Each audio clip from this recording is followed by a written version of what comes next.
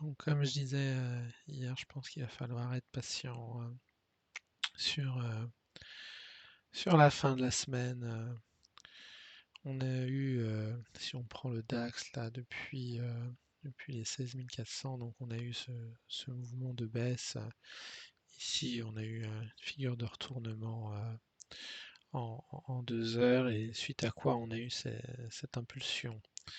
Et je pressentais deux scénarios. Il y avait un scénario où on avait une première impulsion, on aurait consolidé, par exemple, on serait revenu comme ça sur le gap, et on serait reparti avec une impulsion. C'est pas vraiment ça qu'on a là pour l'instant. On est en train de s'enfermer dans cette boîte là, ce qui fait penser qu'après cette phase d'accumulation ici, on serait en phase de redistribution par rapport à celle-là. Et là, on voit que ça avait duré, on va dire, 2, 4, 6, 8, 10, 12 bougies. Là, on est à 2, 4, 6, 8, 10. Euh, donc potentiellement, là, comme on arrive demain, vendredi, on pourrait tout à fait rester dans cette boîte au moins la matinée, voire probablement l'après-midi.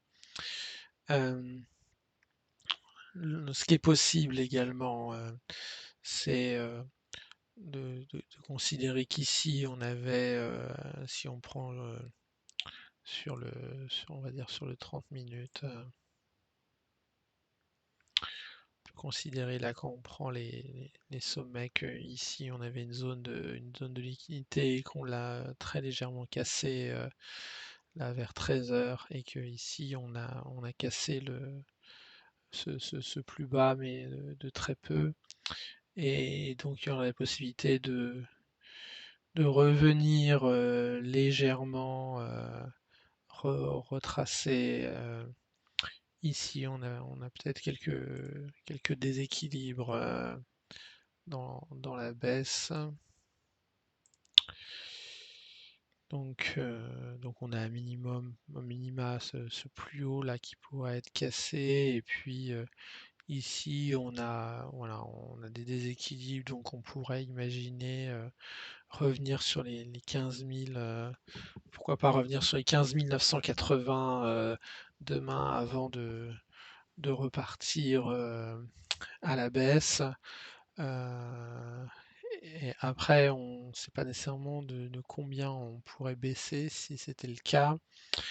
Euh, Tout à fait possible qu'on soit dans une figure d'accumulation plus grande, et que comme là on s'est arrêté sur ce plus haut, que on oscille, voilà,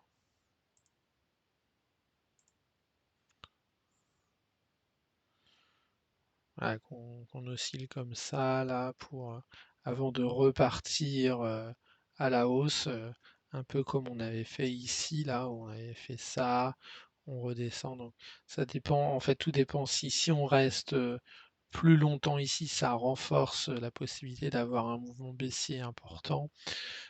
Si on redescend rapidement, tout à fait possible qu'on refasse comme ici un nouveau plus bas, pourquoi pas en dessous de ça, avant de refaire un mouvement à la hausse. Donc, pour l'instant, on est un peu dans la meulace, quoi. Il n'y a pas encore de tendance claire. Sur le CAC, ça a été un peu différent. Euh, on a eu un peu ce scénario-là qu'on avait eu, c'est-à-dire après l'accumulation, on est reparti comme une flèche là, et là on a commencé à baisser, donc on pourrait avoir euh, un peu, un peu comme pour le DAX là, quand on était donc le 5 juin. Euh, Là, tac, tac, tac. Donc le 5 juin, on était monté comme ça, on était revenu. Donc là, on pourrait très bien faire ça, revenir dans cette zone-là et repartir.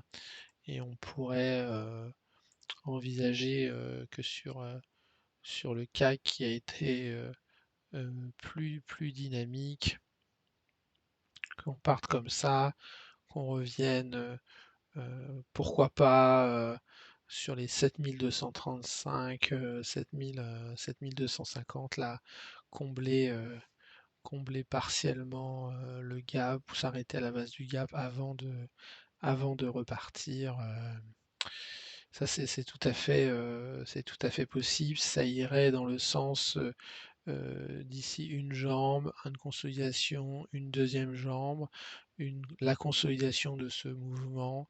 Donc là, on aurait fait la première jambe, on consolide un petit peu et hop, après on repart.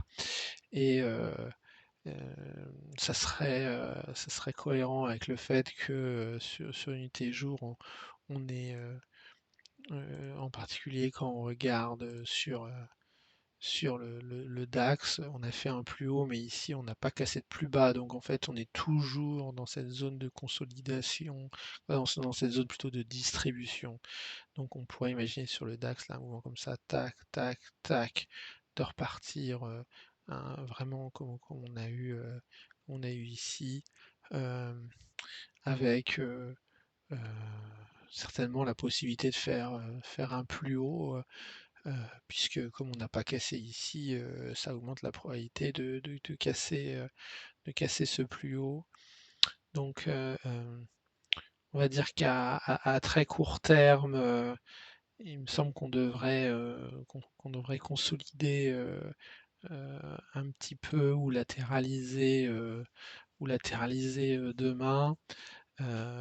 Et possiblement repartir à la hausse en début de semaine prochaine. Si le scénario c'est de faire ça, hop, et de repartir vers le haut. Euh, Après, si on continue de latéraliser et que en fait ici on n'a pas, si on continue de latéraliser, ça veut dire on n'a pas liquidé les positions ici et donc il y a le risque de faire une hausse et d'aller franchement vers le bas. Mais en fait, tant qu'on est dans cette figure, c'est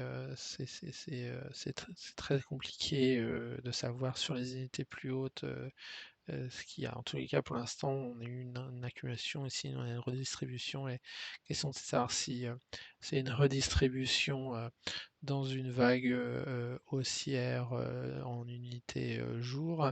Mais ce qui me semble quand même le plus probable, ou si c'est une vague haussière dans un mouvement de consolidation ici qu'une première vague baissière.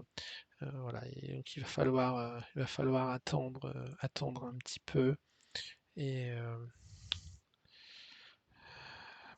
sur quand on regarde LVMH, là le fait que on ait fait ces plus hauts quasiment alignés, là c'est pas un hasard, ça donne quand même le sentiment qu'on pourrait consolider un petit peu et aller recasser ce plus haut pour combler ce déséquilibre ou même recasser également cette liquidité.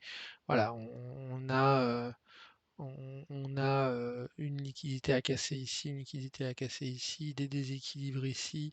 Voilà, on est à 855 sur LVMH, on pourrait très bien revenir à 890 avant d'avoir un mouvement de baisse. Là, on reste quand même dans une tendance haussière là, du point de vue du luxe. Voilà, c'est tout.